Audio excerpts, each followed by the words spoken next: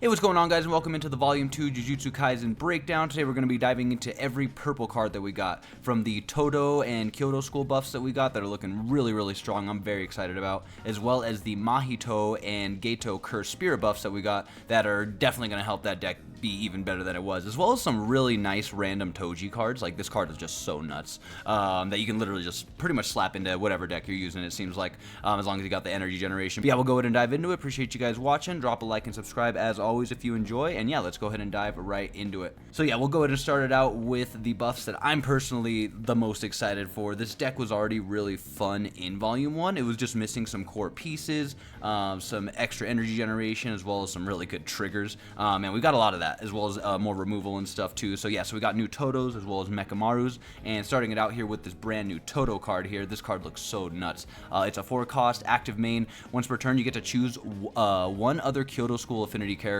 on another line and swap it with this character. He's a 3500 double generator with the active defensive trigger. It's going to be really nice being able to play this card rested on the front line, swap him with the card that was on your energy line so that you've got the energy generation and then an active attacker, and just extra things like that, setting up your lines for your Miwas, if you didn't see in Volume 1, that are pretty dependent on having all Kyoto School characters on the same line. It's going to be really nice. So Todo's going to be a really nice addition, as well as being able to raid on top of him, and we got some big cards in the set, so him being a double generator is so nice.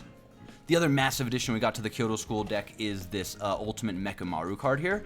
So this is a raid card. He looks very strong. Essentially, all the Mechamaru cards are playing off of having 5 or more other Kyoto School characters on the field, or just having a Miwa anywhere on the field, which we got some good Miwa cards, so that's not going to be a problem. But yeah, so as long as you've got, so he's a 6-cost, and as long as you've got 5 or more others, Kyoto School affinity cards on the field, or 1 Miwa card on the field, this card's going to have impact. And then when played, no matter what, you get to choose one of the following. You get to choose up to 1 character with 3500 or less on your opponent's front line, sideline it, or you can choose a site on your opponent's field and sideline it, you know, like when he destroyed Mahito's domain. But yeah, it's a raid trigger as well, so you can raid him out of life, which could be good as well with the removal. And then he's a 4k BP. And then yeah, as you're going to see, he's this raid Mechamaru card is going to play really well into this Muta card.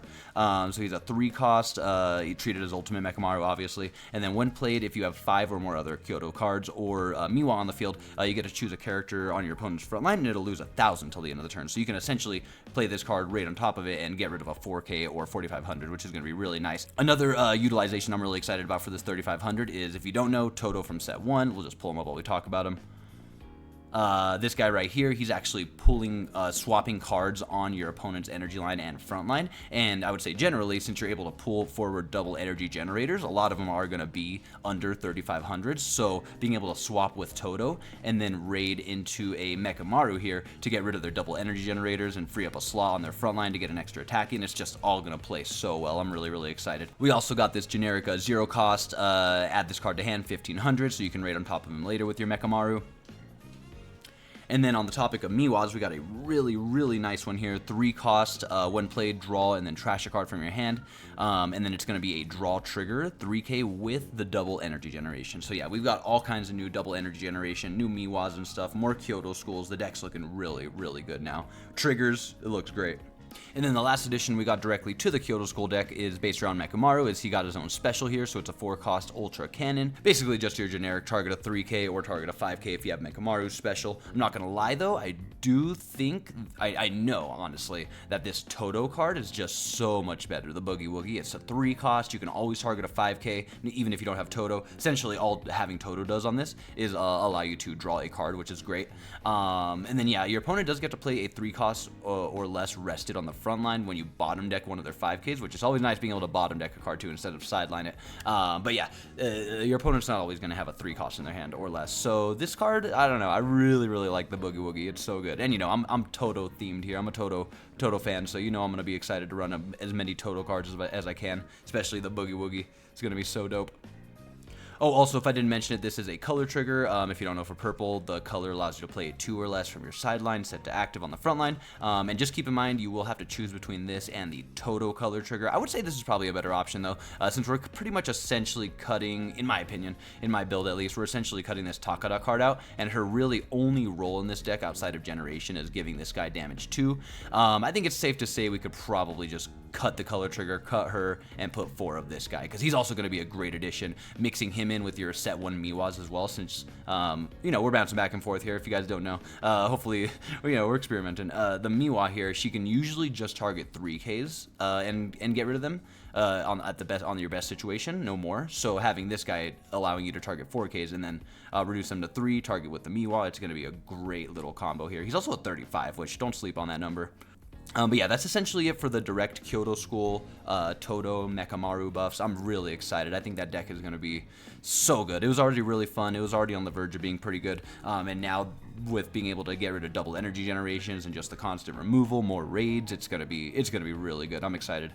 And the other deck here, the Cursed Spirits, we'll go ahead and dive into this. Now, real quick, I haven't really played too much Cursed Spirits. I've looked at the deck a bit. Yeah, one of the homies at the locals does play this deck, though, so I do get to see a little bit of it. And yeah, Mahito does have a lot of value. So I know a little bit about it. I know how it plays, but yeah, definitely more focused on the Toto deck. But we'll go ahead and dive into this, the Mahito deck. I think it's got a lot of potential. It already did in set 1. It was already doing really good, so with these buffs, it's going to be looking real nice. But yeah, starting it out, we got a brand new Mahito raid here. This card looks pretty nuts. It's a 5 cost. When played, you can sideline 2 characters on your field other than Mahito, and both the characters you sideline cannot have the same name. And then if you do sideline 2 characters with this ability, you get to draw 2 cards, and you get to choose a character on your opponent's front line, and it loses 4,000 BP till the end of the turn. So you can essentially sideline one of their cards, make their 5Ks down to a 1K, maybe get rid of it another way with, like, I think, don't the set 1...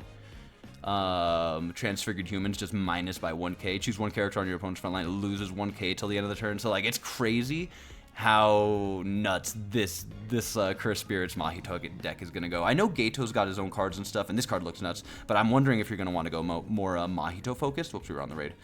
Just because, yeah, he's got so many awesome cards with the Transfigured Humans and stuff. I don't think we got a new Transfigured Human, huh? Unfortunately. No, we did not. But either way, yeah, that'd be nice to get just one more Transfigured Human, as you'll see with his cards from set 1.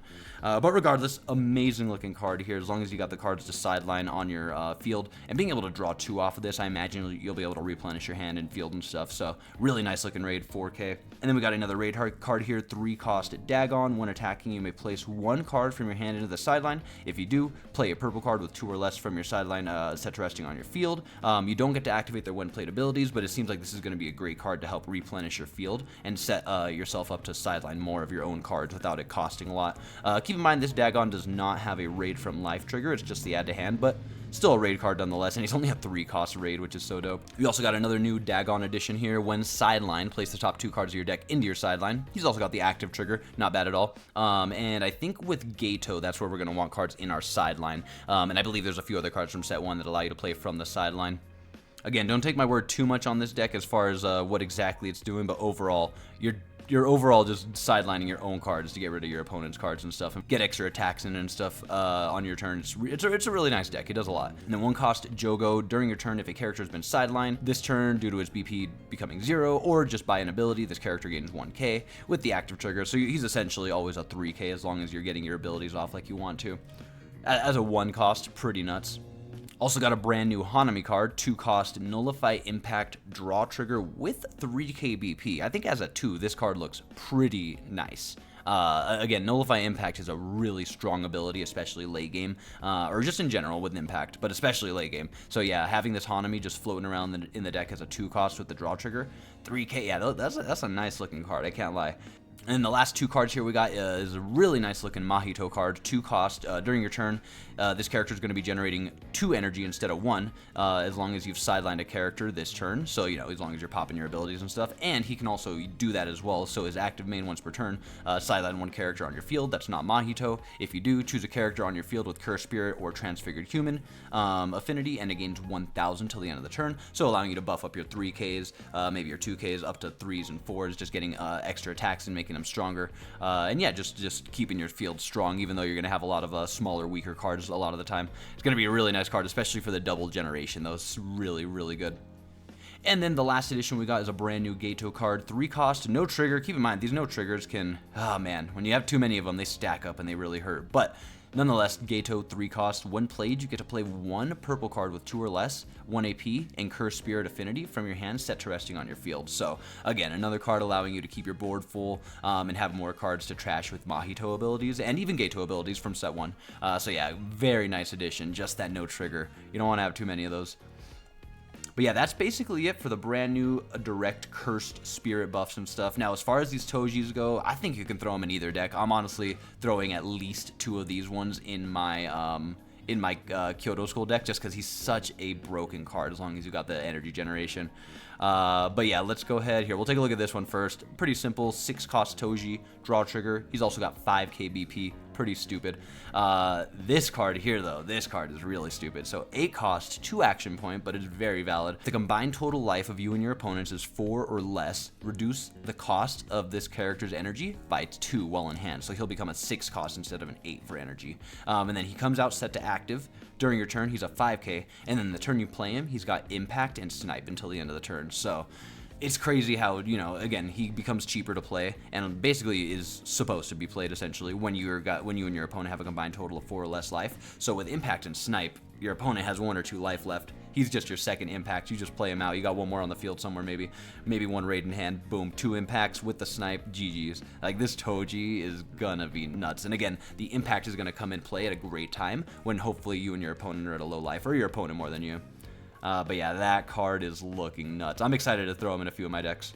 But yeah, that is it. That is every brand new purple Volume 2 Jujutsu Kaisen card that we got. I think Volume 2 is looking great for every color. I think purple is going to be a big standout as well. It's got a lot of removal, a lot of energy generation, just a lot of really nice cards making these decks flow. Again, I'm personally really excited for the Todo deck. I think this card already had a lot of value. He just needed some help as well as other cards to play around him, and now he's got that. So it's going to be so nice being able to take your opponent's energy generation away, swap their cards, bottom deck their cards. I think this Miwa is going to see some value again too, since we're going to have all Kyoto School cards. I don't know about you guys, but when I played this deck, having this Takada on the line was really unfortunate when I really wanted to get this Miwa off. So yeah, really nice cards here. Dude, Mechamaru is a double energy generator. Now you can raid on top of him. Really nice cards. And yeah, again, I wish I could speak more on Cursed Spirits. I just haven't played it myself too much. I know this Geto is pretty good, but overall, I've seen a lot of people mostly focusing like the Mahito here, Mahito raid, as well as trying to mix in stuff with, where is it? Oh, here it is, the self-embodiment of perfection. Because yeah, if you try to do too much Geto while you're trying to do Mahito with transfigured humans and stuff, it could get a little annoying. But yeah, I'm curious to see if people are going to go like full Mahito, maybe full Geto builds. I know Mahito got a lot of support though, so yeah, it's looking really, really good for this deck. But yeah, that's essentially all we've got for Purple Boys. Hopefully you guys enjoyed. Should have all the other breakdowns up if you guys are curious, so definitely check them out. If you guys got this far, really appreciate the support. Definitely, again, drop a like if you guys did enjoy. That helps me know that you guys are enjoying the content. And yeah, got a lot more on the way. Hopefully some more gameplay videos coming soon now that we're moved into the apartment and settled in. Gonna be diving into the content a lot more and getting it uploaded a lot more frequently. So yeah, and then we got Full Metal Alchemist later this month. Oh, it's gonna be a hype month. But yeah, once again, appreciate you guys watching, and I'll catch you in the next one. Peace.